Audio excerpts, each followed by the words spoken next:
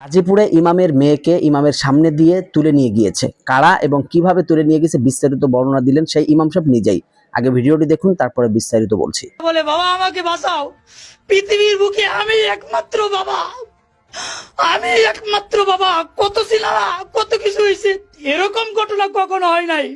একটা মেয়েকে তার বাবার বুকের থেকে অস্ত্র থেকে বাস্তব নিয়ে যা, এটা একমাত্র জীবন্ত সাক্ষী আমি এই ঘটনার পরে এলাকার সমস্ত মানুষের কাছে বিচার চাই। আমার এই ঘটনা 40-45 মিনিট পর্যন্ত এখানে ঘটে। আমি থিপ্পলনানে ফোন দেই, এরা 40-45 জনের মতন একটা গ্রুপ ছিল।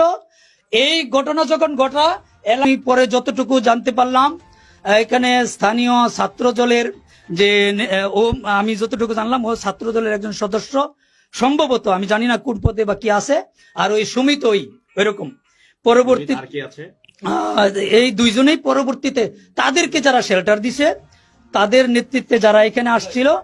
আমার মেয়েও বলছে পাপ্পু একটা ছেলে, ও আর সুহান। আমি পরবর্তীতে তাদের নাম জানতে পারলাম।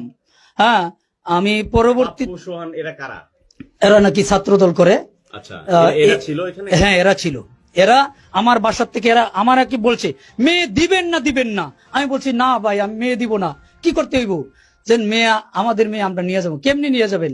জোর করে নিয়ে যাবো। এই কথা বলে আমার ঘর থেকে বের হওয়ার সাথে সাথে অ্যাকশন শুরু হয়। কয়েকবার আমি আইনের আশ্রয় চাইছি, আমি আমার জীবন ভিক্ষা চাইছি, আমি এদের কাছে করজোরে আমার ইজ্জত ভিক্ষা চাইছি, জীবন ভিক্ষা চাইছি, কোনো কিছুই পাই নাই। আমার মেয়েটা নিয়ে গেছে। তারপরে প্রশাসনের লোক আসছে, আসার পরে আমাকে সহকারে থানায় নিয়ে গেছে, এজাহার লিখছে। কিন্তু এখন পর্যন্ত 2 দিন হয়ে যাচ্ছে আজকে, আমার মেয়ে আছে না নাই তাও কইতে পারি না। জানি না কার ইয়াতে এখন পর্যন্ত মূল আসামি ধরে না, আমার সাথে সমঝোতার কথা বলে।